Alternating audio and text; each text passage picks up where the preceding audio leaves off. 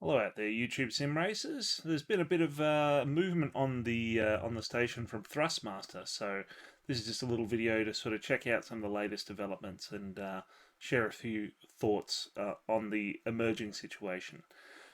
So before all that, just in keeping with what we've been talking about on this channel before, looks like people are starting to receive their shipments of the CSL DD, so that's really exciting. So have fun, all those folks out there who are now joining the DD club. Well done on your patience. It's nice to see you've been rewarded, and you haven't had to resort to desperation tactics like impatient folks like me who rushed out and upgraded. But have fun with those folks. Anyway, on to Thrustmaster. So Thrustmaster definitely not fast movers here, but they are at least showing some signs of preparing to put up a fight. So this is the a tweet that was put out by them about 4 days ago, just a sort of announcement of what they intend to announce before the end of 2021. So a new racing pedal set for PC, PlayStation, and Xbox consoles. I'm assuming they're the pedal set that's bundled with the new hybrid racing wheel for said platforms, which I'll talk about a little bit more detail later in this video. Finally, a new direct drive racing wheelbase for PC, a new joystick bundle, flying yoke, and controllers as well. Less interested in those, but nice to see that they're updating their lineup. But obviously, a lot of the attention has been on the pedals, hybrid drive racing wheel, and direct drive wheelbase. So we know what the hybrid drive wheel and racing pedals are going to be, because those have been released to influencers, and so they haven't done an official press release yet, but we've actually seen them out in the wild, and we'll take a little bit of a look at those a little later in the video. They haven't said anything yet about the direct drive racing wheelbase for PC, but I'll touch on that one first because that's kind of interesting. So probably my big question marks for the racing wheelbase, considering the announcement doesn't include a new range of wheels, is are they planning on making it fully reverse compatible with the existing wheel set? In which case, the plastic quick releases. Now, plastic quick release isn't a death sentence in of itself. The TSPC is capable of more than 6 Newton meters of torque, which isn't far off the CSL DD. So, if it's a low power wheelbase designed to use the existing Thrustmaster wheel lineup, that's an interesting product. I don't know if it's really going to be enough. Just countering Fanatec with the same thing, but with a Thrustmaster logo on it and compatible in the Thrustmaster ecosystem. I mean, the big advantage is that Thrustmaster wheels are a bit cheaper. You're looking at about half the price for a similar sort of range for most of the wheels. But yeah, it's kind of interesting. First generation direct drive product from Thrustmaster, so they don't really have experience in the space. Are they tapping into knowledge from other manufacturers or things like that? Hard to see what their strategy is here. I mean, if they're going toe to toe with Fanatec, I mean they can probably leverage the fact that they have a bit better market exposure. They're able to shift more units, but I mean Fanatec aren't exactly playing a small game with the CSL DD. It is mass produced. It's designed for much wider production in larger numbers than the existing podium range. So it'll be kind of interesting to see. But I guess because it's got to be a kind of a fast response, something that's sort of leveraging what already exists and doesn't really try to do anything ambitious. Maybe it's just about staying in the market. But no new information on that, so guess we've got to see what happens. So the headline item though is the T248. So this is an article on B sim racing, and there's race department and such have similar ones, but I like this article just because it's got a better view of the unboxed product.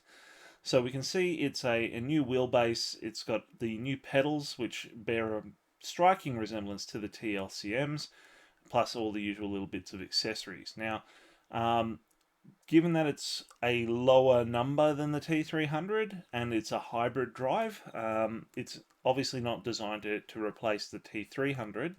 This is either a replacement for the T150 or something that fits in that awkward space in between the two. But it's sort of a weird, you know, neither fish nor fowl kind of product. And I have to say, whilst I like the look of the new pedal base, that seems a big step up from the T3PA pedals. The wheel itself is kind of hideous. Like this sort of mid '90s Saab look to it.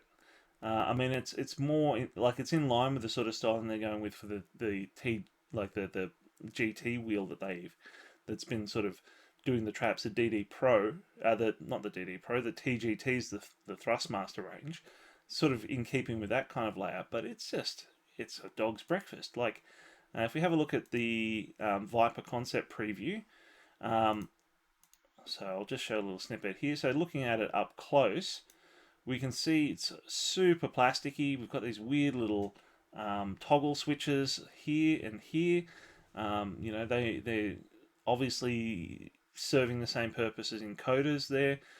It's got little plasticky paddles behind it. It does have an LCD display up here, and we'll sort of see if we can skip to some footage of it. But it's this sort of hideous plasticky thing that really doesn't inspire confidence. It's got a rubberized coating on the outside too, and you know that is what it is. It's a cheap wheel. You're not expecting too much there, but it just I don't know. I don't know who's going to be into that styling. Now the pedals. Let's see if we can get a good view of them here. Um, so the base plating is and sort of componentry is using the same dyeing and molds as the TLCMs, but without the metal plate on top. So obviously there's going to be a big ballast tank underneath that to keep it sitting flat. And we can see the pedal faces have the same adjustments and facings that are on the TLCMs as well. They do have plastic arms, but they've kept the sort of fitting for a stronger resistance spring on the brake, kind of similar looking to the design on the TLCMs, but this reportedly has all Hall effect sensors the whole way through. So it's like they've used a lot of the mechanical design of the TLCMs, but it's obviously not built quite as durable. So these plastic parts here are kind of an interesting compromise. But I do like that they put a stronger spring on the brake. And here we can see it with the lit up LCD display as well. Now, based on what we're hearing, it is meant to be more powerful than the T150 and apparently even more powerful than the T300. So maybe the T300's getting a refresh as well. But certainly an interesting design. But, you know, I can't stand how it looks. I think it's just shocking. And it's a shame because the feature set's not bad, and I do like the fact they're really trying to up the game in the base model pedal sector of the market. But man, that is like for a wheel that you're stuck looking at, like because this is not an interchangeable wheel. Yikes. Um, that's kind of yikes is kind of all I can say about that one. So anyway, interesting moves from Thrustmaster. Again, I'm not hating on them. I want to see them do well because more competition is always good for the consumer. But yeah, it's you know there's many things that the wheel does right, but there's a few things that are just head scratches as far as this goes. And the weird way they've kind of released it to influencers first before even making an announcement means it's but I suppose all those influencers had their agreements and press coverage sheets, so they knew what to say and what noises to make about it. So it'll be interesting to see what happens when we start seeing some real reviews of the wheel. You know, I know it's claiming to be a review here, but again, when you're getting pre-release equipment with probably an NDA or at least an agreement a mile long, it's kind of hard to put a lot of stock in it. But interesting move, Thrustmaster. Can't wait to see what you do with your direct drive wheel.